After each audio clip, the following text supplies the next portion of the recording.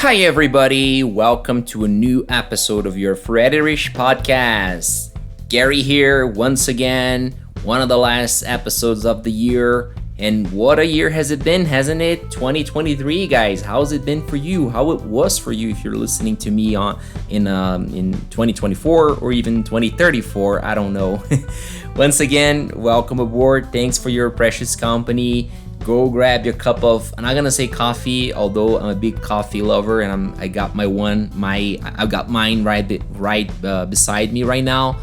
But I'm gonna say, go get your cup of water, okay, your bottle of water, or whatever it is that takes for you to relax. But most importantly, to keep yourself hydrated, because guys, it's really, really hot these days. Oh my goodness, it's going to be a heck of a summer, pretty hot, pretty intense. And the topic we're going to talk about today is no other than vacay, aka vacation, okay? Traveling, taking short trips, or just staying home and doing nothing much. But the topic of this episode today are the holidays, the end of year holidays. That is Christmas and New Year, okay? My question for you right now, what are you going to do at the end of this year? Are you going to travel? Are you going to stay home? Are you going to take a short trip, perhaps? I don't know. You just let me know here in the comments section below. Anyways, well, before we get started on this topic, it's very, very important to say that usually if you're not a millionaire or someone really rich, which is my case, I'm not this person, that's what I'm trying to say. You should be on vacation in order to travel, in order to take a short trip, right? And mark this, pay attention to the preposition on vacation, not in vacation or at vacation, okay guys? Pay attention to this and don't make this mistake. Well, if you're on vacation, it means you have worked the whole year, or for a certain period during the year. People take vacation in different seasons, basically. Some people go on vacation, better saying, at the beginning of the year, some of them at the middle of the year, some of them at the end of the year, and some of them don't even go on vacation, which is totally my case. Anyways, okay. So, if you're on vacation, it means you don't have work responsibilities around you, your boss calling you. You shouldn't, at least, right? Depending on where you work. Maybe you won't have much peace while away from the office or from your workplace. Or at least away, theoretically, from your work responsibilities. Who knows? Anyway, so this is so nice, guys, being off, being able to just focus on other things you want to be focusing. Say, for example, write a book or even read a book, or just to do nothing special, sit in front of TV, watching stuff, zip-zapping channels, having your soda or beer or anything like that. This is what most people do, basically. I would like to know what you do when you're off, when you're on vacation. But if you're one of the people, if you like those people who can spend your holidays, your vacation, whatever. Oh, this is important to say. In UK, in British English, people call holiday also vacation, okay? In American English, they say vacation, okay?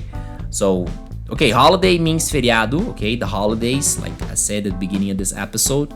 But that's it. So if you're one of those people who can spend your vacation, your holiday, whatever, at home or, at someone's home, and you really go in, you save money, you do everything, you really go away, okay? This is a good expression. When you go out of your city, when you leave your city, you're going away, okay? But usually going away means taking a short trip, okay, to the neighboring city or something as close as fairly possible, okay? But if you really will travel, if you're one of those who absolutely are going to travel during meaning vacations, well, this is nice, okay? It is more expensive than staying home for sure, but yeah, you will collect much experience, more memories and everything. So what do you usually do when you're traveling? Let's try to focus a little bit into vocabulary related to traveling, okay? Well, first of all, you have to sleep somewhere, right?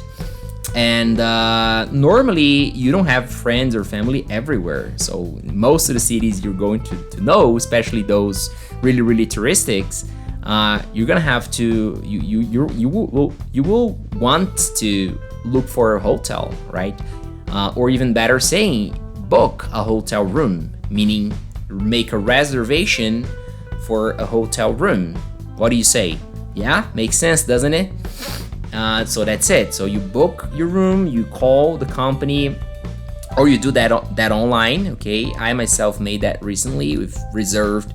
We made a reservation. We booked a room in the city. We're going to go for Christmas this year, and we did that like 95% online. We just had a quick interaction with someone from the reservations department via a WhatsApp app.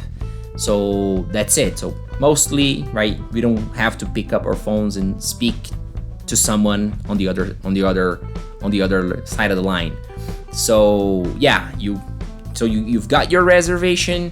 You gotta see what are you gonna do about going to that place. Making yourself moving to that towards that direction, or to that exactly spot on Earth. Well, if it's close and you like a good dose of driving on the road, on the high road, on the highway, well, you will pick up your car. You will make sure everything's all right with your car. We will check the oil, check the spark plugs. Okay, go check these things on Google. Okay, spark plugs and the oil. The oils, you don't even have to Google that. But anyways, you will want to have your tires checked up. Okay, you should at least before putting your family inside your car, or even if you're driving alone and hitting the road, right? It's very paramount, very fundamental. You make sure your car is in at least fair conditions to be driving on the road, and that's it. So if you're driving your own car, that's what you have to do. Of course, fill up the tank, right? Make sure your car has got gasoline enough to get to the place where you are, or even if it's too far, you have to stop in the middle of the road and fill up again.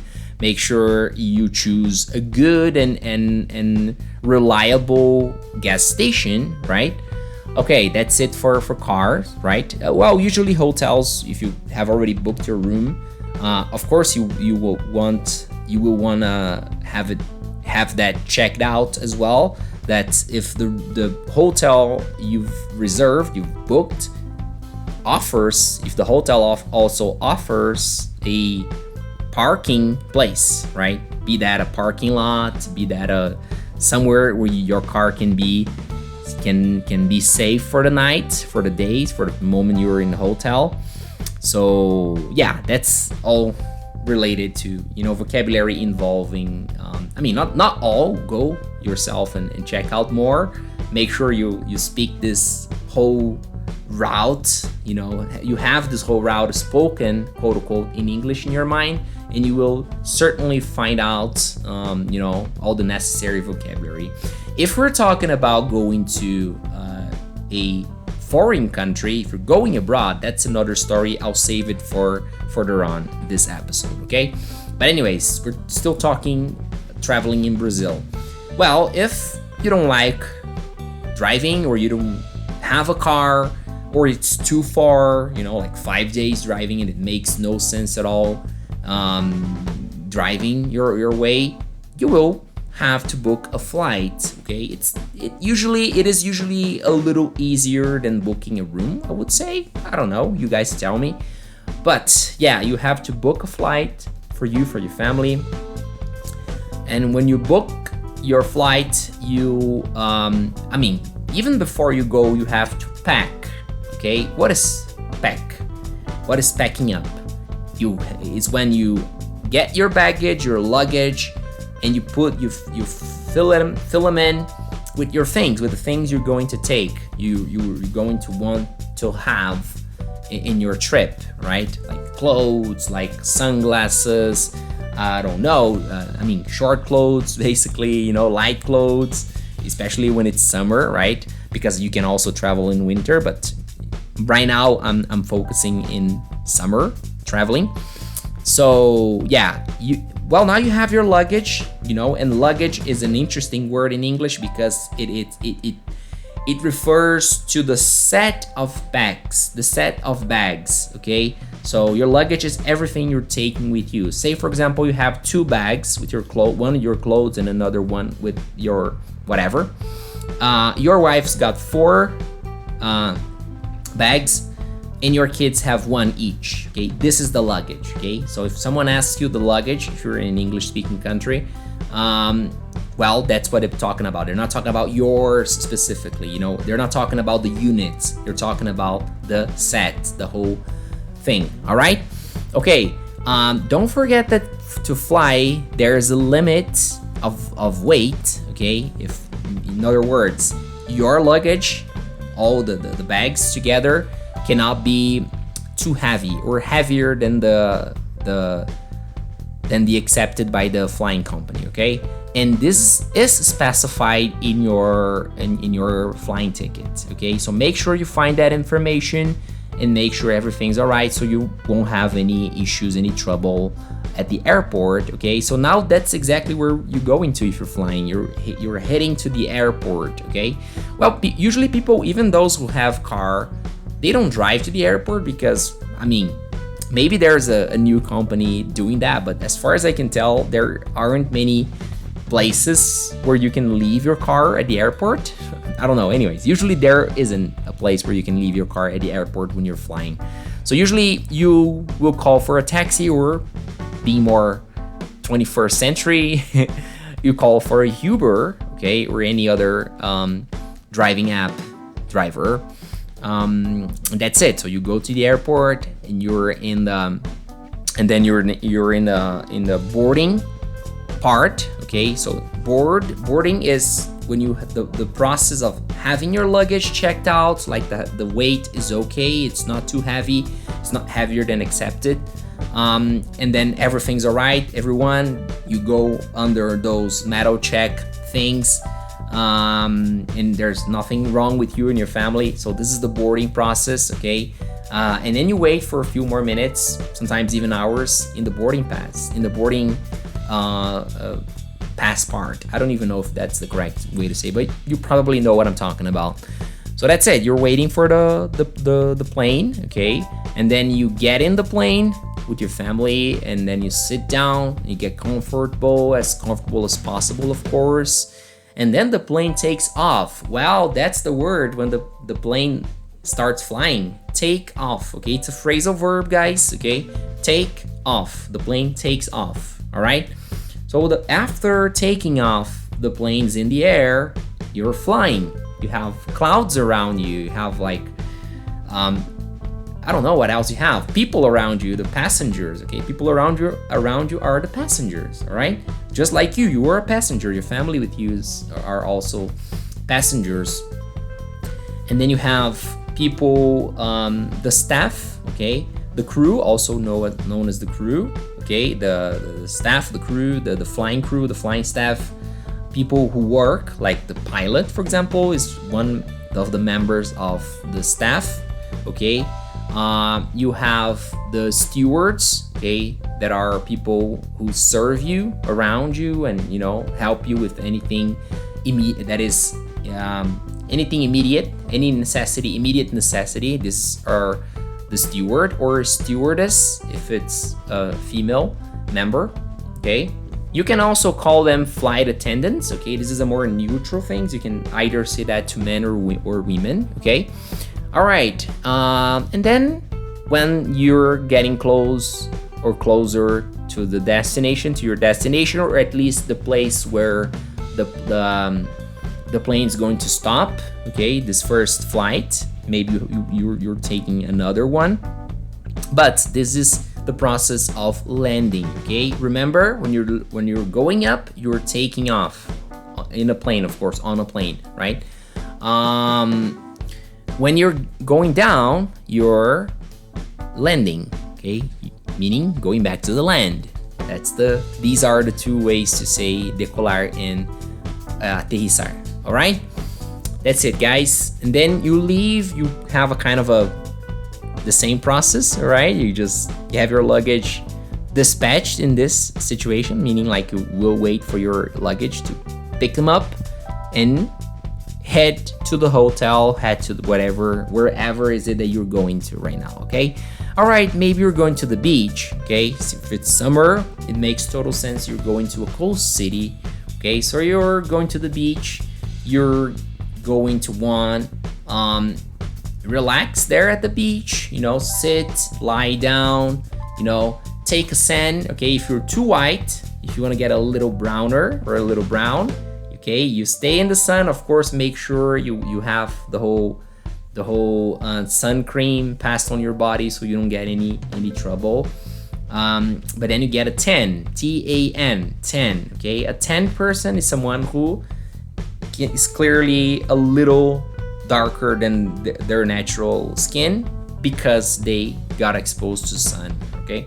Try to do that. This is a healthy thing to do as far as I understand, but make sure you don't get too much exposure to the sun, especially this sun right now, guys.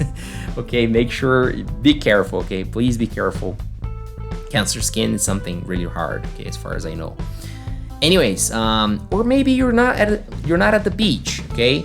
You're in the woods, for example. You go into a place where you're going to visit jungle. I don't know. Well, you will have a guide around you. You will be inside a car or something safe where you can, ride on the roads and check the nature. Okay, the landscape. That's the word for the nature around you. The picture of nature around you. It's landscape, paisagem. Okay. Well, if you're not traveling in summer, but you're traveling in winter, all right? Well, maybe you're going to the mountains, okay? Maybe you're going to try skiing, okay? Or doing snow things. I don't even know if that's the correct way to classify these things, but like snowboarding, skiing, or even ride through the ice with those carriages. I don't even know if that's the way to say it, but also sleighs, okay, on a sleigh. Depends on where you're going to. Usually in South America, where we are right now, where I am right now, we don't have as much ice. We do have ice though, but not as much as like in Europe, okay? So since I've brought up Europe, well, now there's a real chance of this episode being even more important to you, because if you're traveling abroad, okay, mark this word, abroad, A-B-R-O-A-D, abroad, meaning outside of your country, okay? Traveling abroad, travel to another country, okay? So if you're traveling abroad, especially if you're traveling to an English-speaking country, but even if you're not traveling to an English-speaking country, because like English is the communications language, right? So make sure you gather up, you collect as many words that will be necessary, okay? Try to buy a traveling book, okay? Those things, traveler's guides or something like that. Those little books that have the necessary vocabulary for you, to make sure you can communicate the most basic and fundamental necessities for you and for your family, all right? Well, guys, I believe that's going to be all for today, okay? Maybe I'll bring a new episode about it if you guys want, but the whole thing about this episode is make sure you know what you're doing, make sure you plan out your trips, so everyone can be as safer as possible, okay? So that's it for this episode. Thank you one more time for your valuable company, and I see you in the next episode. Bye bye. Safe travels.